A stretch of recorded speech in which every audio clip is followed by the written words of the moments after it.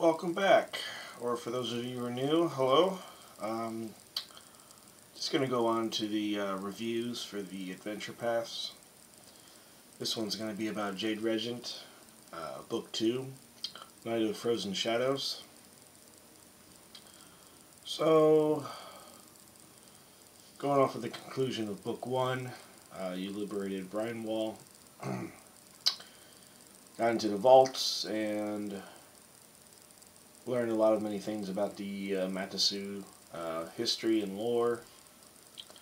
And with that, a great secret was revealed, one that's been entrusted to you. And with that, you go on your quest up north, heading through the Varsian lands, perhaps making a pit stop by Riddleport and other various locations as you go up. And as you're about to get out of that Varsian land, as you're bordering along the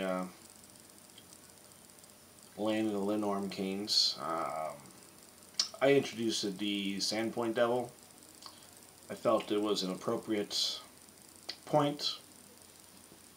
They were a decent level, and on the CR scale it was challenging. I believe it was 3 or 4 levels above what they were currently at, so it is definitely hard, but it's your last chance to throw the Sandpoint Devil at that group if you did not run Rise of the Rune Lords, if you didn't feature anything with that before, and that's just such a iconic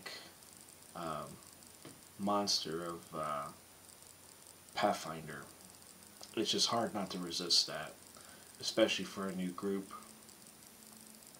and for those that have not had any exposure or barely any exposure in the Galarian world. So I recommend that. It'll give your players a sense of accomplishment, overwhelmed feeling of triumph. And if anything, that's kind of a mascot piece if you happen to take the remains and give notice to those of the Ulfin people that you are not someone to mess with. And with that, you start to head up to the north, land of the Linnorm Kings. And not too far away after that from the crown of the world. So your player character should be around 4th level when they go to do this using the medium XP track. You can do the longer one if you want to introduce more side tracks or introduce more caravan encounters, random encounters, just to progress the nature of the sort of the feeling of traveling. You know, I think it was like 32 miles per day with the caravan, and you have, you know, hundreds of miles of travel. And with that, you know, it's not always just going to be a streamlined trip. So it just depends on how much you want to stretch that out. You run the risk, though, if not, depending on how you play with the XP track, you run the risk of either increasing your character's experience level too high, their levels above what they should be at, and then you have to, of course, throw in another monster into the, you know, 4 or 5 that are mentioned per room, or make some fine-tuned adjustments to your CRs to make them equivalent in challenge, or they may be too low, and so there's different things you have to work on. But if you don't want to do the XP track, you can just follow what is shown on page 6 of the Book 2 guide here, where it tells you at specific points in the story what levels they should be at. So if you'd rather do an event-based level, you can. I'm just so used to using the XP track that it's always like a tool that I see. Well, for the most part, players always kind of manage that, and you can sense the excitement, the anticipation of trying to get to that next level, and it gives them something to manage if you get a sense that they want more control of their character and such. So it's not too much of a problem for me just to use that. So whatever you wish to do.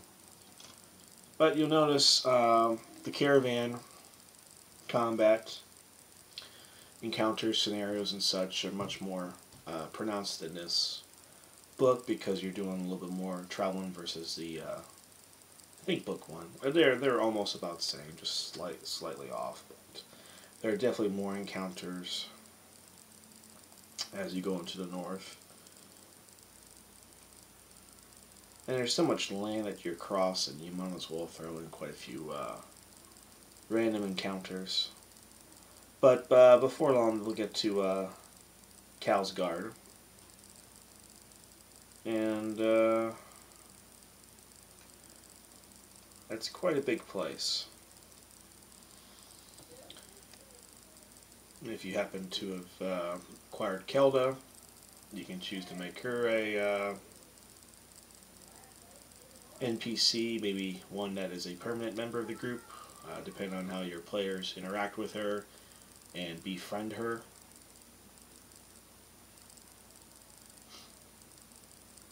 But as you get to Kalsgard, you'll see they go with this fame and misfortune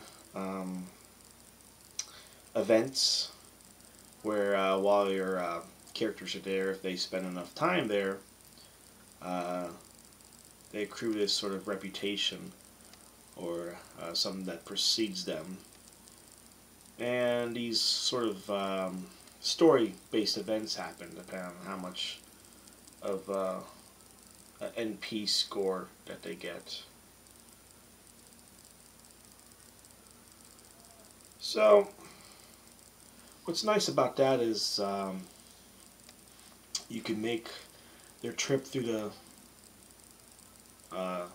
city as a sandbox adventure where they can go off and explore on their own depending on which quarters they want to go to, the bone quarter, the fire quarter, and each one you can kind of spice up the theme, give each one a certain centerpiece on the attractions that are there, the unique setting of each one, the demographics of those. You can go as far as to describe differences with the surroundings, with the architectural style. And if you're having some trouble envisioning some of this, such shows like The 13th Warrior, that's a movie, but that Viking show that's on the History Channel, I believe. There's a lot of different resources you can use, even Game of Thrones with the Wildings. You can kind of mix some of that in there if you're having trouble, but without a doubt these are Viking people. They're about raids, there are blood feuds, but if any were to take place, there's like a week where they call that the cool and down point, and if there's still an issue, then they'll have a warring factions fight each other. If it's some that start over some sort of insult, or if they refuse to pay Weird Guild, which is known as like a human price. That's quite common, where if they capture people, they can ransom them all for that amount, but their prisoners have to be in good health and uninjured, and ask the other party, the aggrieved party, to pay this amount to receive this person back. You'll notice that you can walk with your equipment and arms and such throughout the streets. There are different types of guards that are set to different family houses and such. You won't really find thievery here, and the rare point that there is, their crime is to shave them and tar them and have them run about.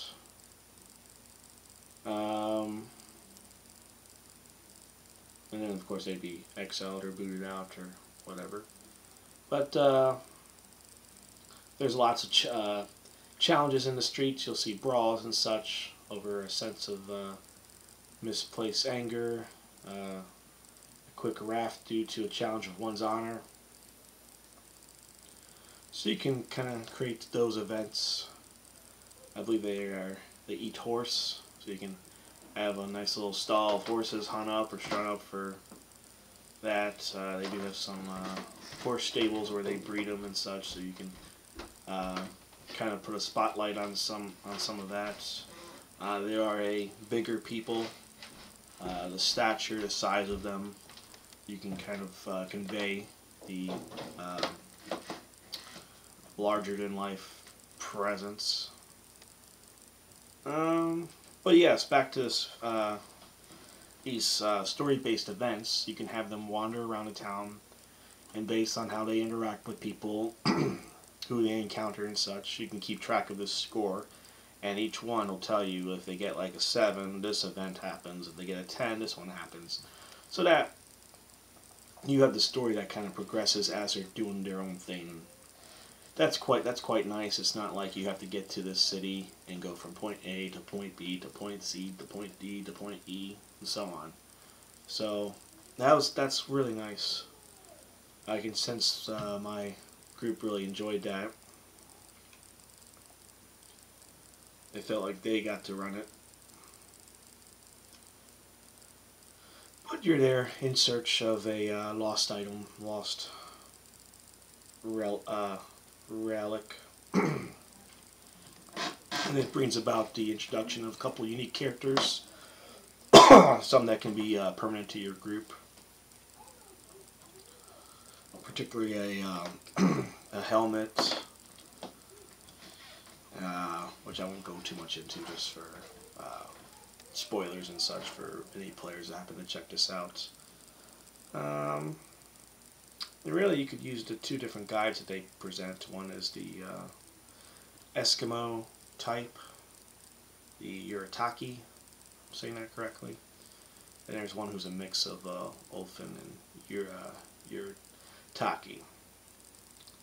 I was quite taken away by Ulf. Just his story was very, it intrigued me, and it made a very nice addition to the rest of the group, being that most of them are kind of female, and you kind of want more of a masculine sort of presence there, maybe as a protector of the caravan. You don't have to. The women are quite capable, even though one appears to be quite old and borderline senile.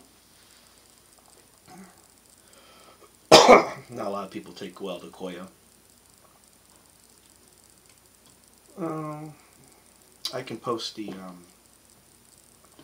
relationship mechanics for a couple of those if you're interested in having your group perhaps have an opportunity to pursue them. But as you go through the town, there's just a lot of different cultures there. And at one point, you'll be raiding a home, a vista, if you will. At another point, you'll be having kayak lessons, and you'll be on the water. So you have different types of scenery that takes place. Perhaps fighting on land and on sea. Gives a good mix. What's really nice is the very first introduction of a different culture outside of Varsian lands. You're dealing with the land of the Lenorm kings, where there's jarls and such. So you really get for those that are kind of tired of the Varsian theme, the same cities and such. Although there's so much you can still do there. I don't really blame the people at Paizo for putting out the same stuff, which can all be interlinked and such. I mean, it's a fairly young group still, so there's just so much more content they have yet to put out that's not going to be old, that's going to be fresh, so and it's already starting to make its way. But this is the really nice, unique part where you get to introduce Vikings and ninjas. Finally, a lot of the Oriental flavor. We're not talking about ramen, but yeah, or the Oriental flavor starts to mingle in here, starts to seep up, and really makes a nice aesthetic feel to it. You get to finally showcase some of the equipments, such as the katana, the wakizashi, the tetsubo, the shinobi shozuko, as we like to refer to them as ninja pajamas. But there's a lot of investigations that you can conduct here. You can have an opportunity to break into some place to get some information. You can choose to either, go about it in a good-natured fashion, sort of justice sense, or more of a devious, sort of thievery, sort of revenge-like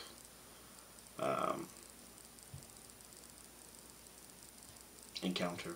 So it just depends on how your party, how they react to things, and how well they take it to heart. But you get to see a lot of different themes here. And finally you get to, as you're sort of nearing the end, you get to assault this structure that kind of looks like in Batman Begins, the League of Shadows. There's this fortress sort of structure on top of this mountain cliff range. There's something like that featured in here. It gives a very foreboding, imposing sort of presence. Ravenscrag is the name of it. I kept referring to it as some sort of German compound. I kept calling it Ravenscrag. But that'll be a highlight towards the end, where your group gets to assault it, going along on their quest. More of a ninja theme is seen here. The maps are good in size, and really, I think I covered for the most part a lot of this. It's going to be primarily Ulfin based, with some Oriental themes that take the spotlight here and there. And the presence of Desna, worshiping and such. The religion, you'll see bits and pieces of that to try and tie in some of your characters if they're more religion driven. You can even change that if, perhaps they're Sarah and Ray or somebody else. You can perhaps change some of those faiths around to kind of include those. But there's even these things where things that the group recovers, items and such, they can choose to give those to the NPCs as gifts. So you will have to keep track of some of those, just for the relationships to get increased in their status. And really, this is the time probably when they're traveling up here, when you want to introduce more of the NPC's background and story, further root them into the minds of your players alike, really get the interaction, the exchange of dialogue, whether it be witty or more of a sort of retort, sort of borderline rivalry, if you will. So there's different things that you can play to each character. They're very, really good NPCs. They're quite interesting, and you'll see that there'll be even more unique ones on the way. Oh, I love Amico. And really, one other thing I could talk about is in the campaign setting, Lands of the Leonarm Kings. I introduced the reputation points. It's on page 46 in that book, where it's kind of like the honor system. It's featured more so now in the Ultimate campaign, whereas prior it was in the T and Zia book, campaign setting or player guide. I can't remember which one, but one of those it was in there. But it's much more featured in the Ultimate campaign with further options. But you can use the reputation points. I would only suggest using these while they're just in the Ulfin lands. So basically, book 2 only. And such things, how they conduct themselves while they're in Kalsgard or maybe the surrounding lands.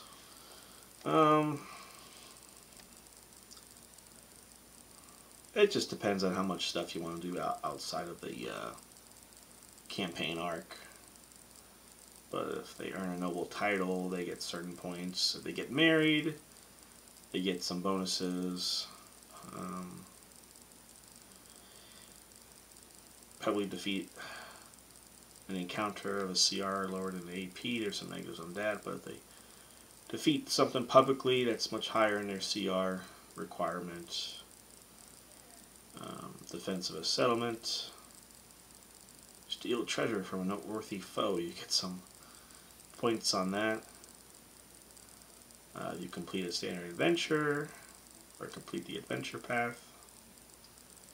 Take part in a successful raid. Start a feud over a trivial slight, which is some negatives on that, I believe. Really, the one thing you can't do is have them fight a Leonarm. I really wanted to. One character had a background tied to that. But as you'll see, most of them are like around CR12, CR15. So it's not really doable at this point at all. And trying to feature them later on, you'll see you're quickly away from this area.